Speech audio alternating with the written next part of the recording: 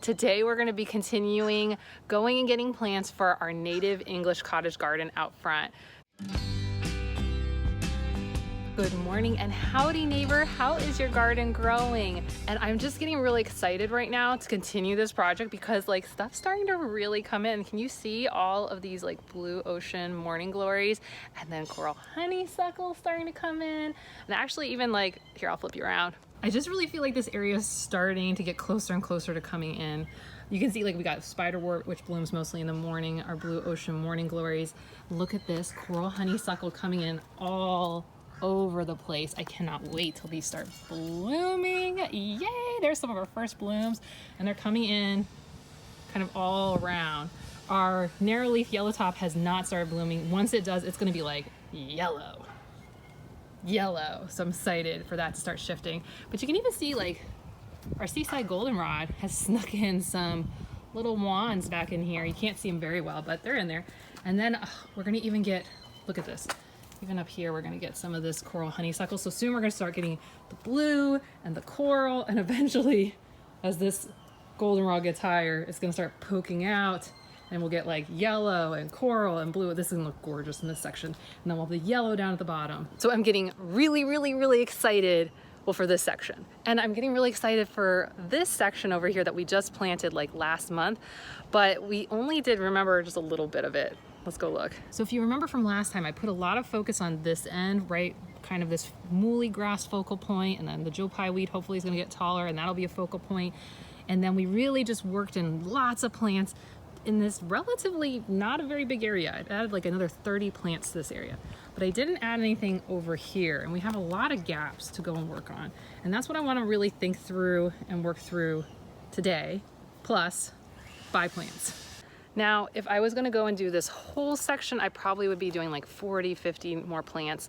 And I think that's a little too much. So what I wanna do is I focus on that end. I'm actually gonna focus on this western end, and then we'll do the middle section a little later. Mostly, because I'll tell you a little bit about why, but I think I need to do a little bit more research so I can, yeah, let me show you and I'll tell you. Okay, so we're gonna not really focus on this, but I will come back and tell you why I'm thinking about this area. But this is the section that I really wanna focus on. So in here, we currently have sky flowers, which is this plant right here.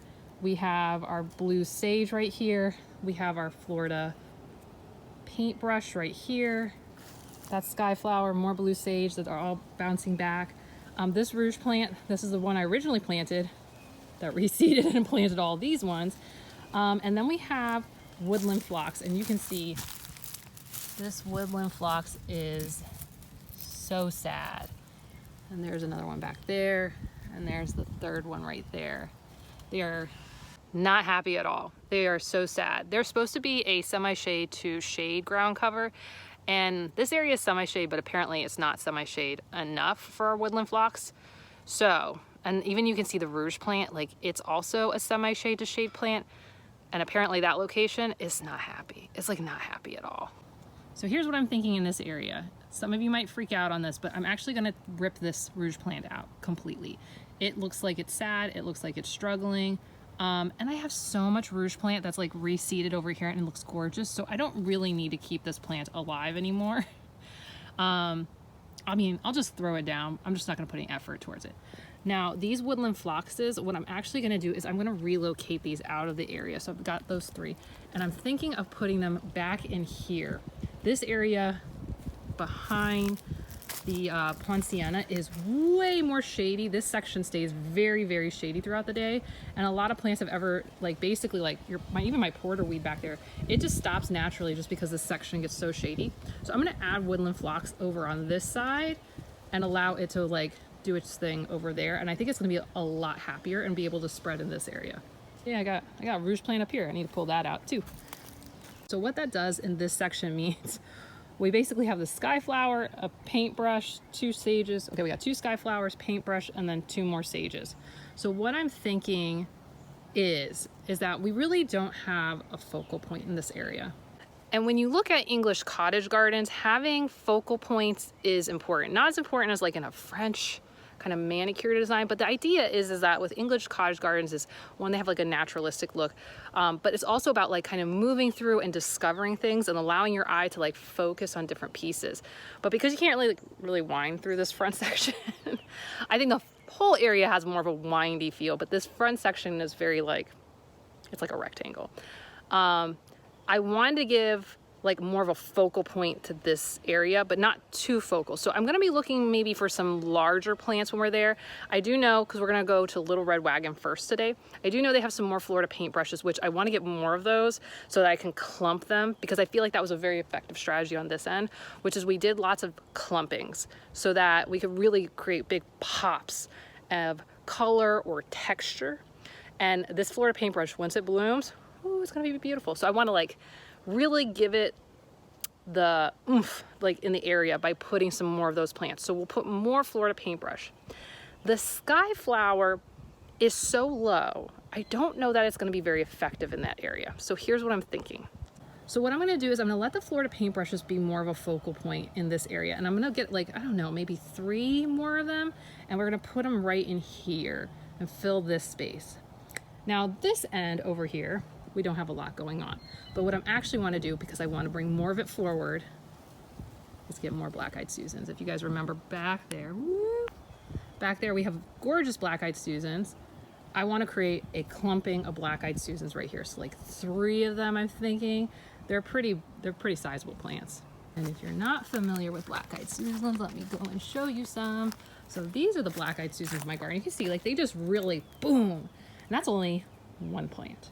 So imagine if we had like 3, 4 of those. Whoosh, big color, really pretty. So I want to move that up there so we can really get like, yellow. Okay, so I kind of changed where you're oriented. So here we're gonna have like, boom, yellow, right? We're gonna have that black-eyed Susan yellow. We'll have the Florida paintbrushes. If you're not familiar with Florida paintbrushes, there are like a really fun pink, maybe fuchsia would be the color. I'm not really sure how to describe the color. It's pinky. It's kind of in that pink area. And so if you have a bunch of those, it's gonna be like pink. Ooh, look at that. That's gonna look good. Then as these blue sages come back in, they're gonna be blue. The sky flower will be blue. And I actually thought, what if we add like another sky flower or 2 up here? Because they're kind of low growers. And we're getting to the edge of the street. Yes, my neighbor has a contractor with a truck here. But I was thinking maybe we get like a couple more sky flowers, just add them in around this section. And then like, boom, we've got some blue hanging out. That leaves this space open and then this area open. One of the things I've been thinking about, because I really like kind of how it's over there, is adding some more blue-eye grass, maybe right near the edge on this side too. I might do the whole thing, but we'll have to go to Wilcox for that. So I don't need to make any decisions about that, but that's kind of what I'm thinking, is that maybe we just kind of do, see over here, I really have been liking how this looks, where I've got a blue-eyed grass. I know that there's this like salt and pepper, which we know is gonna get way bigger, but just like having them like every so often, I think I'm gonna get like, just to kind of back right here. I think I'm gonna get like a couple more, just like boop, boop. We have that one there, and I think I'm gonna continue it along here. And I know it will slowly spread over time. So that's something I also am thinking about getting. Now for this space right here where the rouge plant is, I don't know. I have ideas from like cardinal flower. I don't know. So I want to see what they have. I saw that a lot of stuff's in stock at Little Red Wagon. So we'll make some choices while we're there about what goes there. Maybe we need something else here. Probably another cluster of something where this woodland phlox is right now. We need like probably another clustering of something. So we'll get 2, 3 plants depending on what we get right here. 2, 3 plants clustering right here. Couple sky flowers. We'll get some more of the blue-eyed grass for in here. And I think that'll kind of fill in that section right there. I also want to pick up, like a crazy person, potentially some spiderwort to put in here to mix in with this rouge plant. Acknowledging I'm a crazy person and I don't know, because I just feel like my spiderwort over there is less happy. And I know I could like propagate or whatever, but whatever. I want to get stuff going. So I'm thinking I'll put there. Now, there is something I'm thinking of also putting right in this area. And let me talk you through what I'm thinking. I have a couple ideas for the middle part.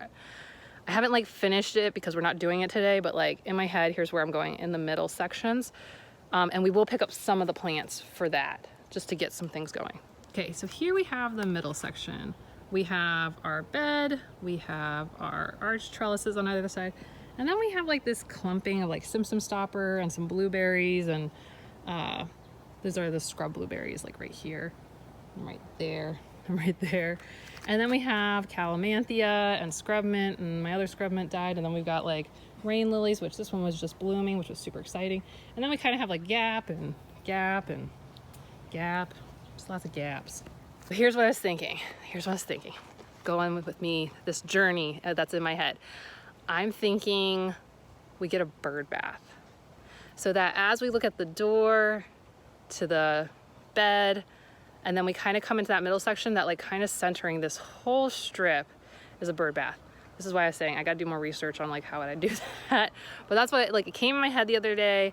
I was watching some little birds like watering themselves in like the stormwater drain, and I was like, you know what, we need a bird bath. We need a bird bath. So that's what we're gonna get. Even Ben liked the idea. I brought him out here and I was like, what do you think? And he's like, oh, that's a good idea. So we'll have to take some time to research some bird baths and figure that out.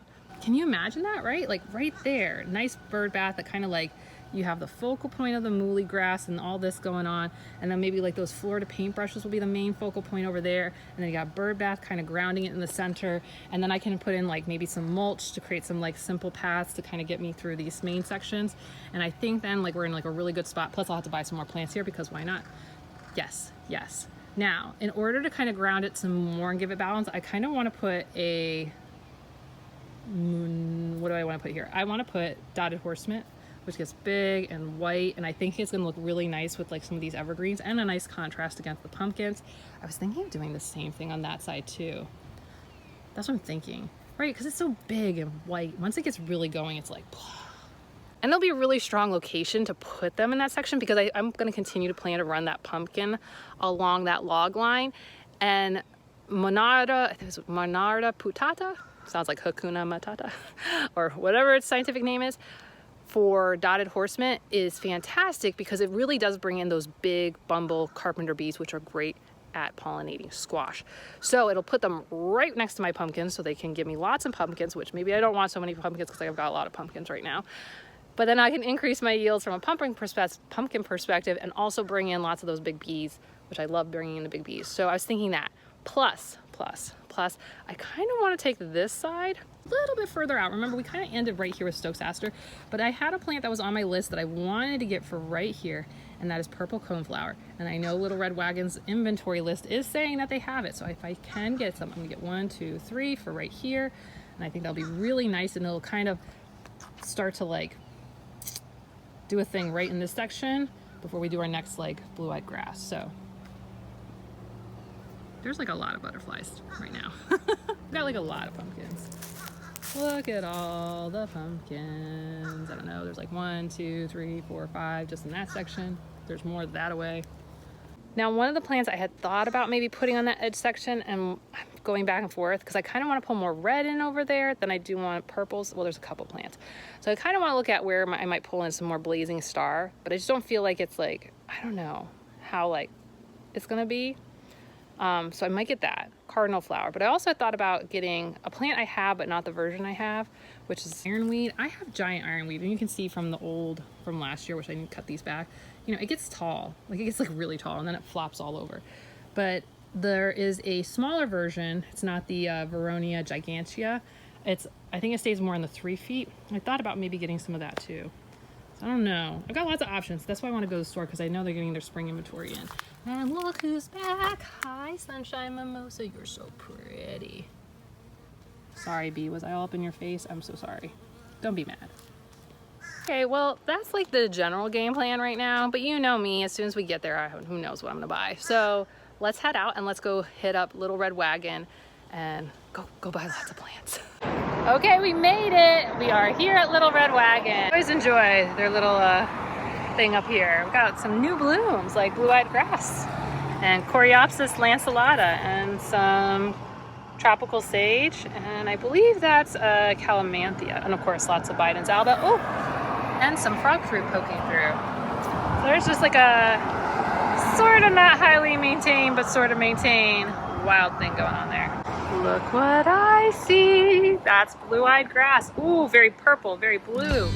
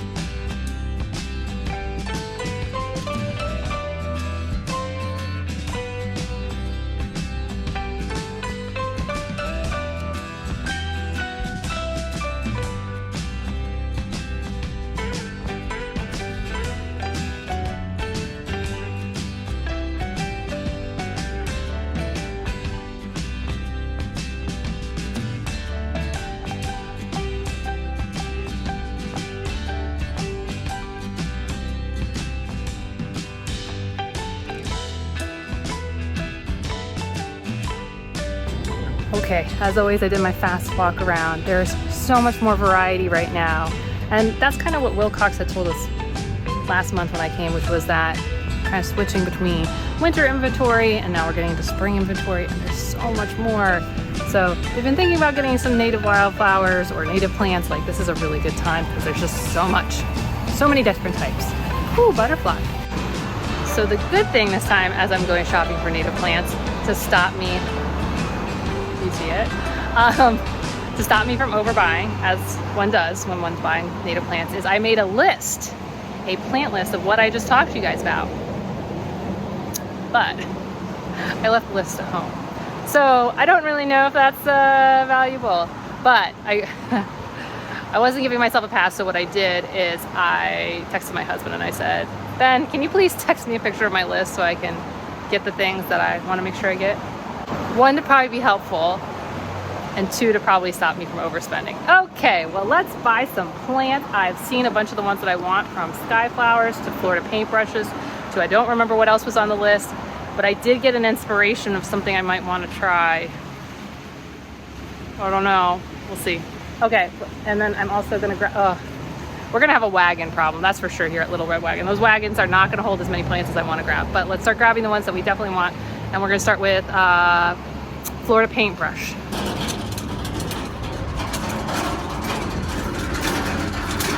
Ooh. Oh, they have the pink tropicals. I want this one. I've been wanting pink tropical sage. This is what I was saying in one of the other videos about how, like, it's more of a flamingo pink. I really been wanting this. Okay, continue onward. Keep going to the Florida paintbrush. I can do it. I feel like I should know what this is. What is this? Potluck wildflowers. Wait, potluck? Test your luck with this arrangement. A back. Okay. Well, that's a thing. I can't remember what this is. I feel like I know what this is, but I cannot. I'm blanking. But whatever. Florida paintbrush. So this is what I was talking about. This picture does not do the color justice. It's more pinkish than that. That looks very purple and very pale. That's sometimes hard to get the thing. So I think I need 3 of these little guys. All right. Filling up my little red wagon already. All right, I'm not gonna drag the wagon back and forth, but I'm trying to like follow my list. So I had 3 paintbrushes, then 2 sky flowers, so that we could do that front part. So I'm just gonna grab them and like drag them back. Ooh, and look at how pretty. So this is what they look like, up to 3 feet tall. Ooh. Pretty, pretty, pretty, pretty. Okay, so we're gonna get 2 of these. All right, 2 sky flowers. Off yonder we go. Interesting, because these are much more upright. I wonder if we just don't have enough sun for them. And that's why they seem to be going like horizontal than vertical. Might be. Something to think about. All right, next up we got 3 purple coneflowers. Well, they have vanilla plant, which I don't need more of. I thought I saw online that they have it, but you know what? I don't think I've seen it. And usually they have their coneflowers right here. Oh yeah, orange coneflower. Ooh, and I don't see any black-eyed Susans, which I thought I saw online too. Uh-oh. That's not good. Actually, what's interesting is the starry rossumweed says it's a starry rossumweed, but that is definitely an orange or yellow coneflower.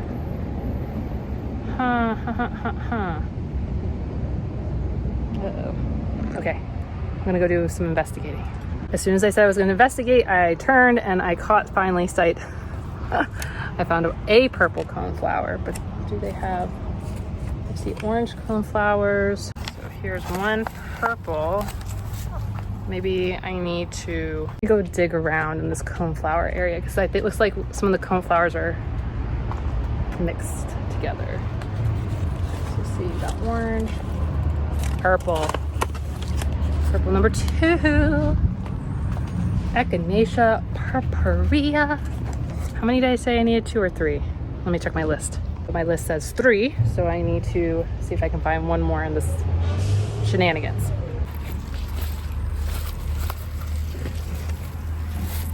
Orange.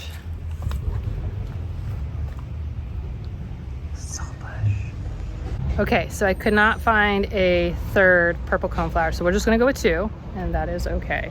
So we will continue on our list. So now it says 3 black-eyed Susans. I have not seen any black-eyed Susans, so I'm gonna go ask the guys here and see if they have it somewhere else, because they move stuff around. I mean, like I said, typically the coneflowers are right there at the end of this shelf, but apparently we moved them to this end, so it's not, it could be somewhere else. We'll have hope. We'll keep looking. Well, let's go to the next things on our list that we definitely know we need, and then we'll go from there. Okay, now 2 dotted horsemen, which I definitely saw up here, which in a way I kind of feel like maybe I shouldn't buy because I have some popping up in locations here and there, but impulse buy. Go for it, Jacqueline. Well, no, it's not impulse buying because it's on my list. And that makes it okay. These are good ones. These are looking very happy, very shrubby.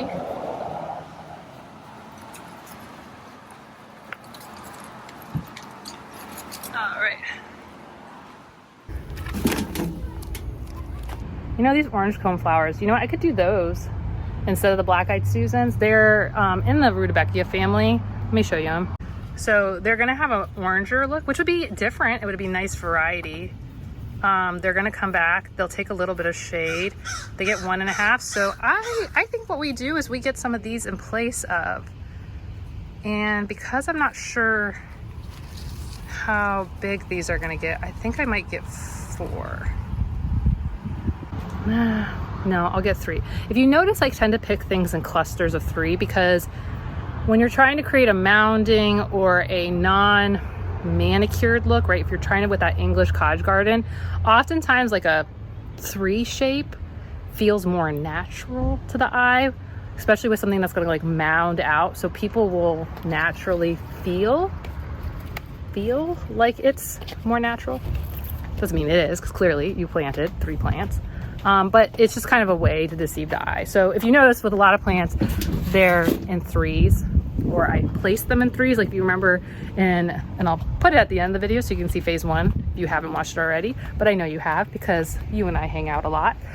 The thing is that what many of you might have noticed is that I tend to put like it in triangles and 3s and try to keep that kind of like look, like it's not Jacqueline running around placing lots of plants.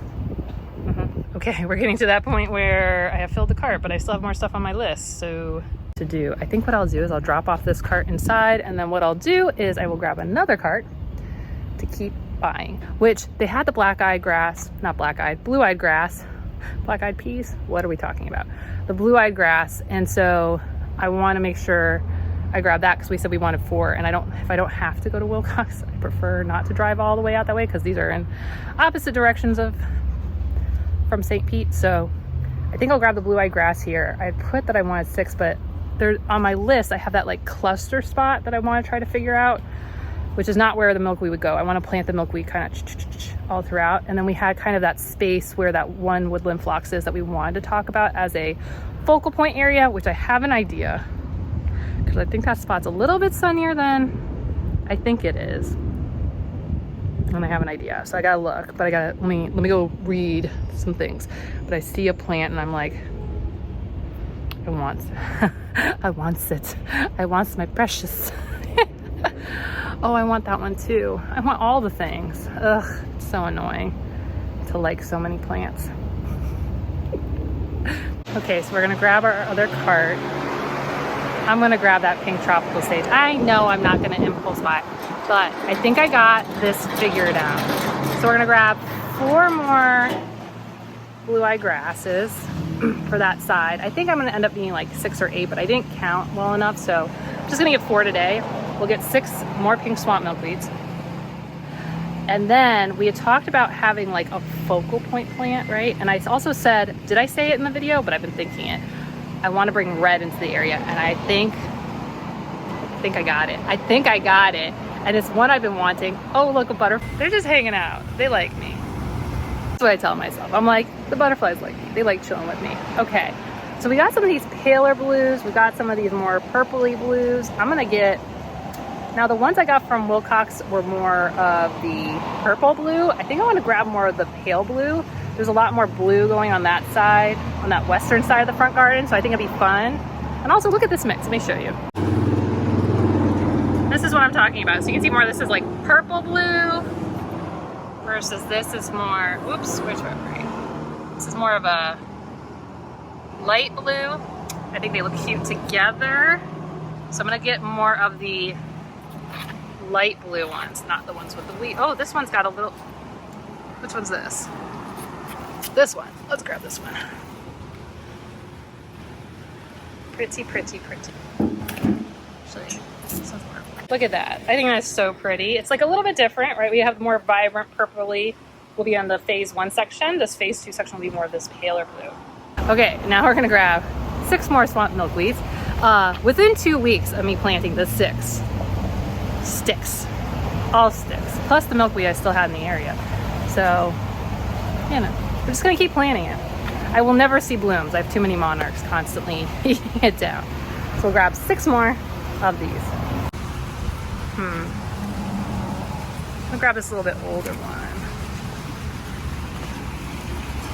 Whew. 3 for 1 plant. That's nice. But everyone knows who gets milkweed. Get aphids shortly thereafter. You look nice right here.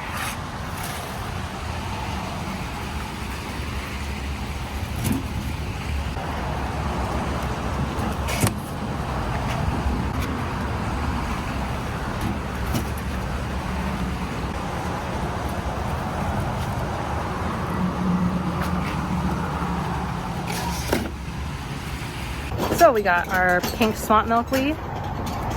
And if you notice with the plants that I picked, I tend to pick ones that are single stalks. Some of those other ones are probably multiple plants in the pot, and you could make that really cost advantage and like split them if you feel comfortable and confident with that. If you don't, that's okay. It is okay. It's just okay. I'm grabbing 2 pink tropical sages because I want some flamingo pink in my yard. But yeah, so that's what I tend to do, and I tend to pick bigger plants that probably have much more established roots, because when they're like this tall, you're gonna need to protect them from monarch caterpillars because they may not have enough of a root system to survive what the monarchs are gonna do to them. So I've already filled up another cart. Shocker, I'm sure. And now we're gonna get the 1 plant, because remember there was that space where I said it was like a little bit shady, and I think it was like where the rouge plant and a woodland phlox is, and I was just like, but I want something like that can handle that, and maybe that'll be the focal point area. And I got it. I figured out what would be perfect for that space. But we're gonna get this after we drop this cart off because we filled this one too. Another full cart of native plants. And yes, I'm already stacking them. They don't even all fit. Dropped off the second cart. Now here's the thing, when I was originally thinking about that spot, I was like, I want something that's like a statement piece, a focal point. I wanted to get red in. Honestly, I was stumped. I was stumped on what to put there. And it being semi-shade, I was like, what are you gonna really pick up on? And I had kind of, outside of this, been like, I kind of want to bring in more like red. And in my head, I was like cardinal flower, and there's like a couple other wildflowers that are, you know, a stalk with some white flowers. But I just didn't know if I could buy enough of it to like really make a statement for the area. But we're gonna get this instead. Why get 5 plants or 3 plants? I mean, we can just get 1 giant red scarlet hibiscus. This will definitely be a good focal point, right? 5 to 8 feet tall, 2 to 4 feet wide, and you get these giant hibiscuses like that big, right? Prolific bloomer, it likes semi-shade. Why not? Why wouldn't we do this one? And it meets our need of also continuing to help wildlife, but this is just gonna bring diversity in. And I think this red's gonna really pop because we're gonna have those blues, we're gonna have some pinks. We solved our problem. High five, everyone. So I'm gonna grab this plant, and when we get home, I will give you kind of the list of everything we bought. Okay, I'll see you in a bit.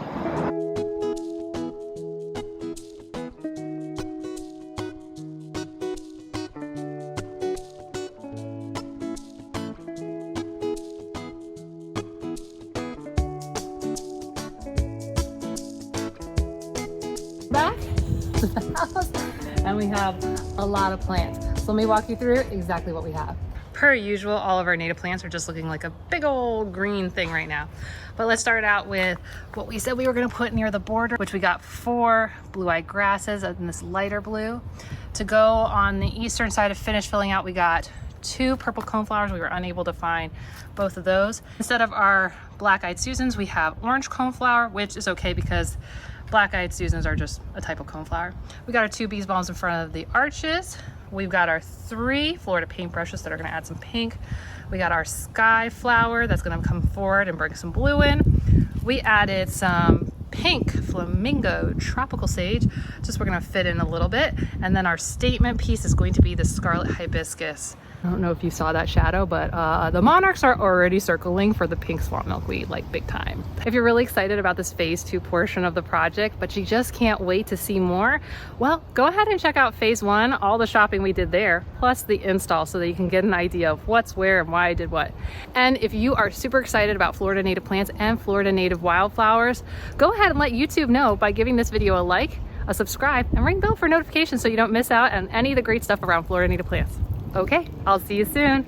Bye.